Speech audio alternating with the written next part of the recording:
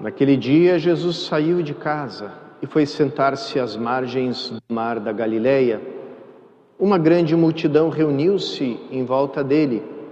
Por isso, Jesus entrou numa barca e sentou-se, enquanto a multidão ficava de pé na praia. E disse-lhes muitas coisas em parábolas. O semeador saiu para semear.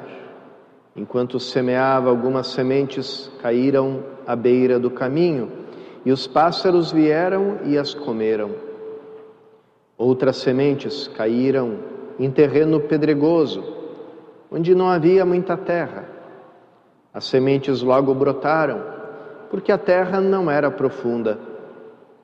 Mas, quando o sol apareceu, as plantas ficaram queimadas e secaram, porque não tinham raiz.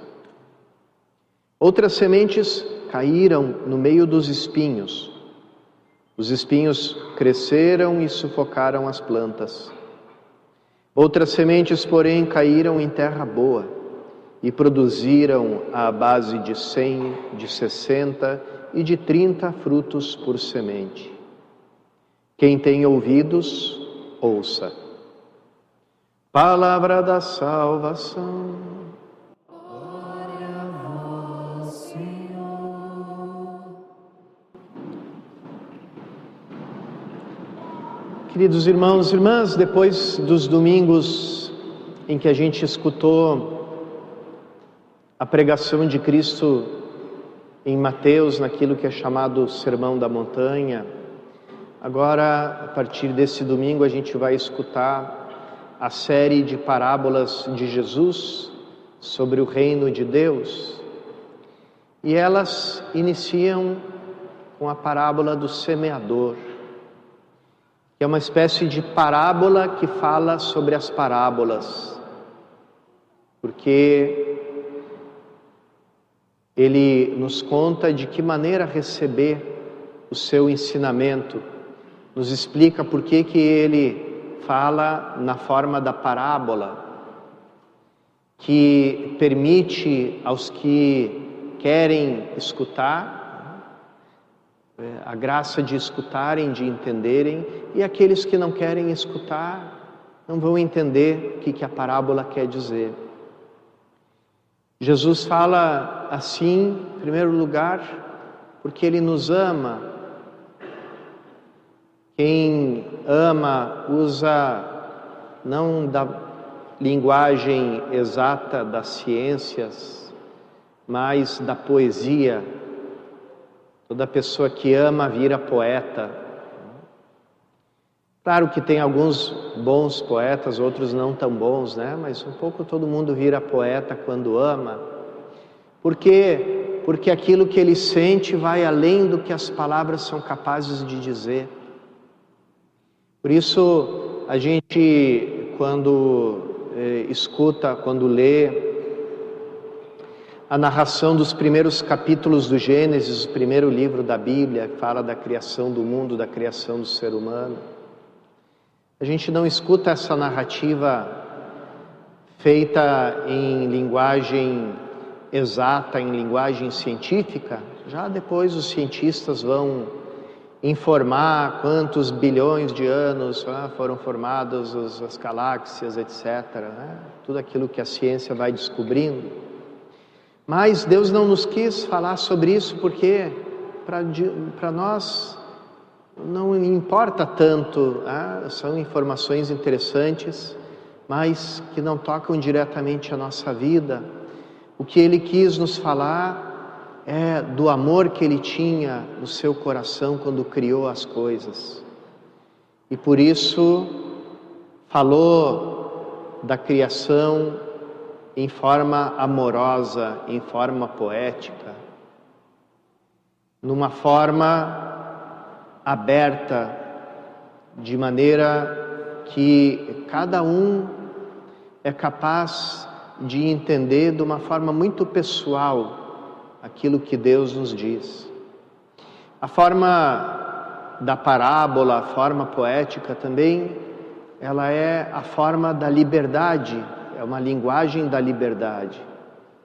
Porque quem ama só ama na liberdade. E a gente só pode amar a Deus na nossa liberdade. É assim que Ele quer que a gente ame a Ele. Por isso, não usa uma linguagem que a gente não poderia negar, né? Como a linguagem da matemática. Você não pode negar que 2 mais 2 é igual a 4. Mas, diante de uma parábola, você pode dizer, não entendi nada. Ou, pelo contrário, você pode se interessar e dizer, o que isso quer dizer? O que essas palavras querem falar? Do que elas estão falando? Qual é o verdadeiro assunto que está por trás delas? E assim você aprende a escutar a linguagem de Deus, que é uma linguagem de liberdade e de amor. E mais ainda, as parábolas, elas nos introduzem na forma em que Deus se comunica conosco todos os dias e a todo instante, porque Deus nos fala o tempo todo, através da sua criação, através das coisas, através dos acontecimentos. E quando o ser humano deixou de escutar e não quis mais dar ouvidos para a linguagem amorosa de Deus, ele acabou, como disse São Paulo, na segunda leitura que a gente escutou, reduzindo toda a criação à vaidade. A criação ficou sujeita à vaidade. O que quer dizer a vaidade? A falta de sentido. Porque quando o mundo não é visto como uma linguagem do amor de Deus, quando a criação não é vista como uma linguagem que Deus usa para nos dizer, eu te amo, eu te acolho, eu te quero. Então, a criação toda já não nos diz nada.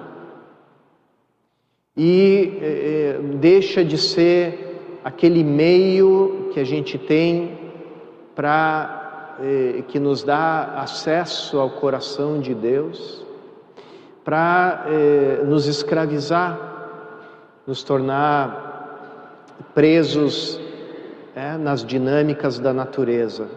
Então, é justamente dessa escravidão que Cristo vem nos libertar, nos colocando na nova criação que Ele inaugurou com a sua ressurreição.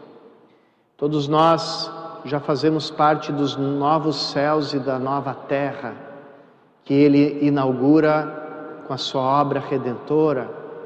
Desde o dia do nosso batismo, nós já pertencemos ao mundo futuro e por isso nós, nesse mundo ainda sujeito à vaidade, nós representamos a luz da esperança que aponta para essa nova realidade onde o céu e a terra estão reconciliados, onde o ser humano finalmente pode abrir os seus olhos, os seus ouvidos, para escutar de novo as palavras de Deus que diz, tu és meu filho, eu te quero, eu te amo, eu estou contigo.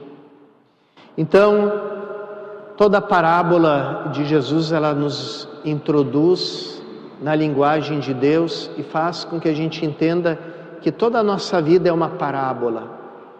Tudo aquilo que nos acontece, por meio de tudo, Deus nos fala, Deus nos ensina, Deus se manifesta como alguém presente na nossa vida, que nos ama, que nos aceita. Quando a gente começa a olhar o mundo assim, tudo muda. Todas as coisas se transformam num sinal de Deus. Lembro agora de um poema muito bonito de um poeta da Armênia, chamado Daniel Varujan, que tem o seu canto sobre o semeador, sobre o agricultor, sobre a semente. E ele vai dizendo como numa ladainha, semeia, semeador, semeia o trigo que vai formar o pão, que depois vai ser apresentado na missa e vai se tornar o corpo de Cristo.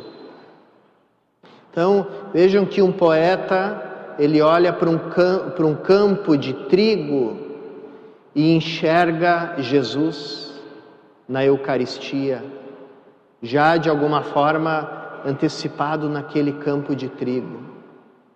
E é assim que, se a gente tem no coração também essa linguagem do amor, que é a linguagem da poesia, a gente aprende a ver todas as coisas como um sinal de Deus e aprende a agradecer a Ele de todo o coração por tudo, a escutar Ele em tudo.